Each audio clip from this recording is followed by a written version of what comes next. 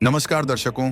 आज हम आपको ले चलेंगे महाभारत के युद्ध के 5वें दिन की ओर, जहां धर्म और अधर्म के बीच की लड़ाई और भी तीव्र हो गई है।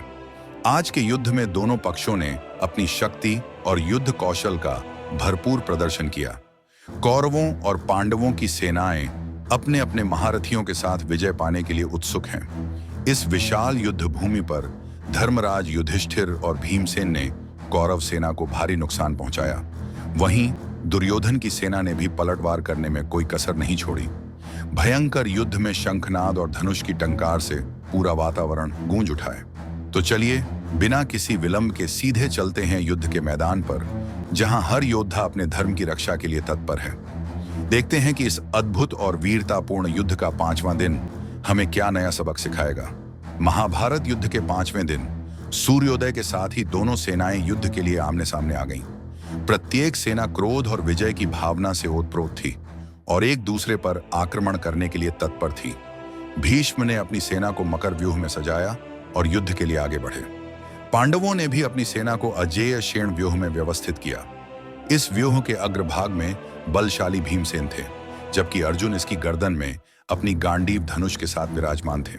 दाएं पंख में राजा द्रुपद और उनके पुत्र सेना की अगुवाई कर रहे थे। पीछे की ओर द्रौपदी के पुत्र और सुभद्रा के पुत्र अभिमन्यु ने अपनी शक्तिशाली उपस्थिति दर्ज कराई। युद्ध के पूंछ में खुद युधिष्ठिर मोर्चा संभाले हुए थे। युद्ध शुरू होते ही भीमसेन ने कौरवों के मकर व्यूह को भेद दिया और भीष्म पर बाणों की वर्षा की। भीष्म ने भी अपनी शक्तिशाली अस्त्र से पांडव सेना को भ्रमित कर दिया। इस बीच अर्जुन ने हजारों बाणों से भीष्म पर आक्रमण किया। दुर्योधन अपनी सेना की भारी क्षति देखकर द्रोणाचार्य के पास पहुंचे और उनसे पांडवों को पराजित करने की युक्ति मांगी। द्रोण ने तुरंत पांडव व्यूह में प्रवेश किया, जहां सात्विकी ने उन्हें रोका। यह युद्ध देखने में अत्यंत भयावह था।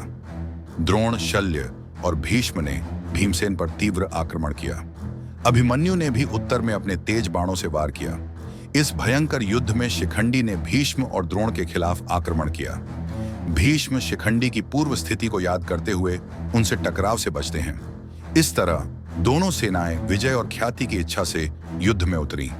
जो युद्ध हुआ वह देवताओं और दानवों के बीच पौराणिक युद्धों की याद दिलाता था। भीष्म के प्रचंड नेतृत्व में कौरवों और पांडवों के बीच युद्ध अपने चरम पर पहुंच गया। जैसे ही उन्होंने धृतराष्ट्र के पुत्रों को भीमसेन के क्रोध से बचाने का लक्ष्य रखा, युद्ध का मैदान भयानक कोलाहल से गूंज उठा।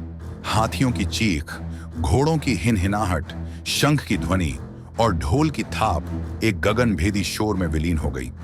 युद्ध भीषण था।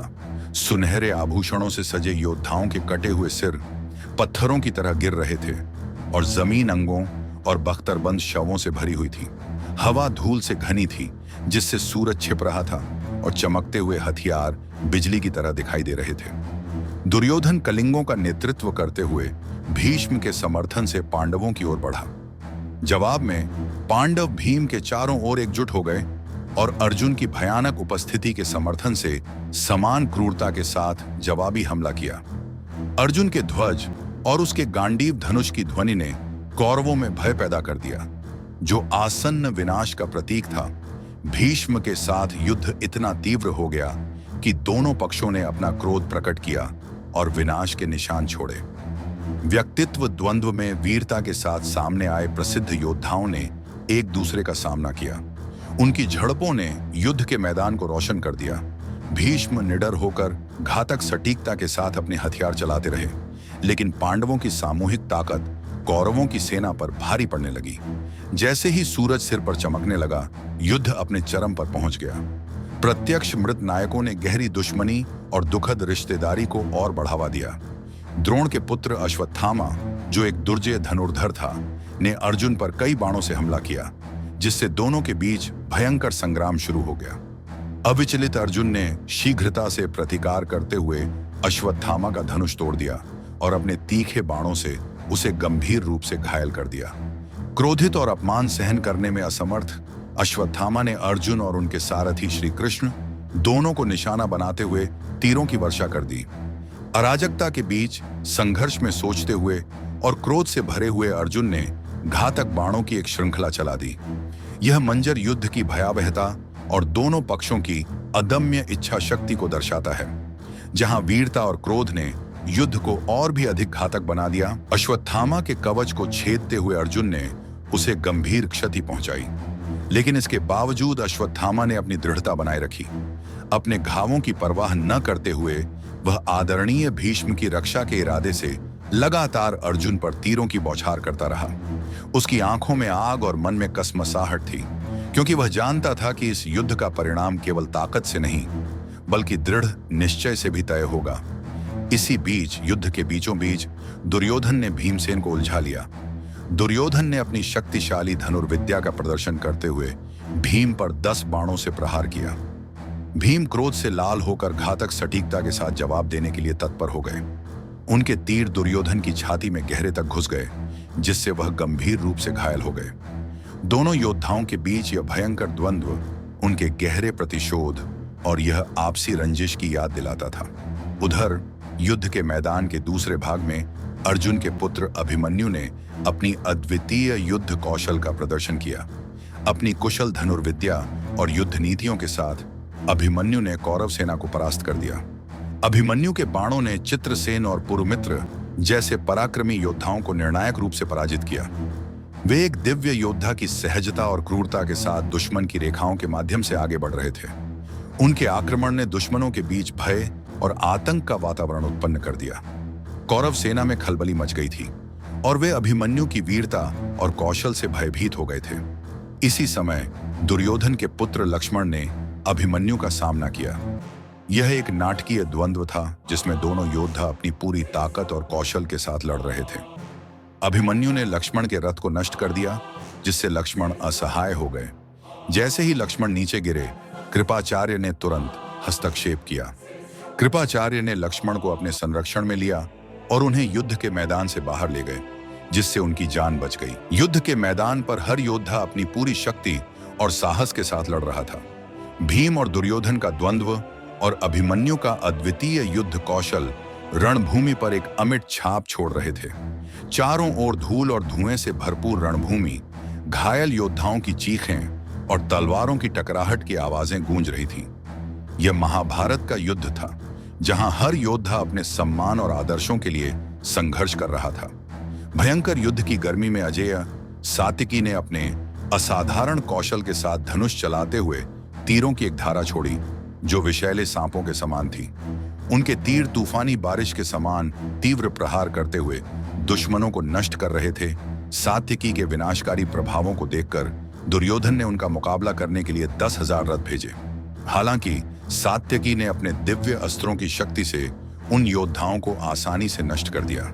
इसके बाद युद्ध के मैदान में उन्होंने भूरिश्रवा का सामना किया। अपने साथियों के पतन से क्रोधित बहलिका के राजकुमार भूरिश्रवा ने सात्यकी को मुंह तोड़ जवाब दिया। तीरों की बौछार से जवाबी हमला करते हुए भूरिश्रवा का धनुष इंद्र की ताकत की प्रतिध्वनि कर रहा था। उनके हमले की तीव्रता ने सात्यकी के समर्थकों को पीछे हटने के लिए मजबूर कर दिया।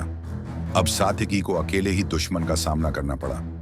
इस महत्वपूर्ण क्षण में सात्यकी के पुत्र उत्कृष्ट कवच पहने और विभिन्न हथियारों से लैस होकर भूरिश्रवा को चुनौती देने के लिए आगे आए। उन्होंने भूरिश्रवा को ताना मारा कि वह उन सभी से एक साथ या व्यक्तिगत रूप से लड़ सकते हैं। इस पर भूरिश्रवा ने साहसपूर्वक घोषणा की कि वह उन सभी को हरा देगा। दोपहर तक युद्ध की तीव्रता और बढ़ गई। भूरिश्रवा 10 नायकों की संयुक्त सेना के सामने अकेले खड़े थे।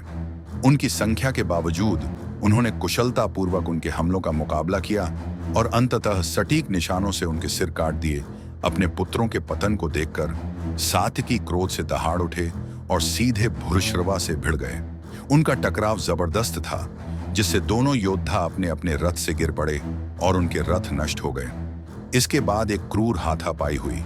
इस हाथापाई के दौरान दोनों योद्धा अपनी पूरी ताकत से एक दूसरे पर प्रहार कर रहे थे। उनके प्रहार इतने शक्तिशाली थे कि आसपास के योद्धा भी आश्चर्यचकित रह गए। अंततः सात्यकी ने अपने शत्रु को परास्त कर दिया, लेकिन इस जीत की कीमत उन्हें अपने पुत्रों की मृत्यु के रूप में चुकानी पड़ी। 5वें दिन के महाभारत युद्ध का समापन अत्यंत रोमांचकारी और नाटकीय था। इस दिन की घटनाओं ने युद्ध के भविष्य पर गहरा प्रभाव डाला दोनों पक्षों ने अपनी पूरी ताकत और कौशल का प्रदर्शन किया। युद्ध के 5वें दिन के अंत में रणभूमि भीषण दृश्य और कष्टकारी परिस्थितियों से भरी हुई थी। धूल और धुएं से आसमान ढंका हुआ था और चारों ओर मृत योद्धाओं और घोड़ों के शव बिखरे पड़े थे। युद्ध की गंभीरता इस बात से भी झलकी कि कौरव और पांडव दोनों ही पक्षों ने अपने कई महान योद्धाओं को खो दिया था। इस दिन द्रोणाचार्य ने कौरव सेना की ओर से सेना प्रमुख के रूप में कुशलतापूर्वक नेतृत्व किया। उनकी रणनीतियां अत्यंत प्रभावशाली साबित हुईं। इसके विपरीत पांडवों की ओर से अर्जुन और भीम ने अपनी वीरता दिखाते हुए कौरवों के कई महारथियों को पराजित किया। युद्ध में दोनों पक्षों को भारी क्षति उठानी पड़ी, लेकिन कौरवों के अधिकांश महारथी अभी भी युद्ध में टिके हुए थे, जबकि पांडव सेना ने अपने कई प्रमुख योद्धाओं को खो दिया था। इस प्रकार इस दिन के युद्ध का समापन कौरवों के हल्के उत्साह के साथ हुआ और यह स्पष्ट है कि आगामी दिनों में कई और मोड़ आने वाले हैं। पांडवों के पास अभी भी अपनी रणनीतियों को पुनः आकार देने और युद्ध की दिशा को बदलने का अवसर है। धन्यवाद दर्शकों, आपने महाभारत युद्ध के 5वें दिन की समाप्ति देखी। अगले एपिसोड में हम देखेंगे कि कैसे युद्ध का तांडव और भी भयानक रूप लेता है। क्या योद्धाओं के बीच बढ़ती दुश्मनी नया मोड़ लेगी? जानने के लिए हमारे साथ जुड़े रहें। धन्यवाद।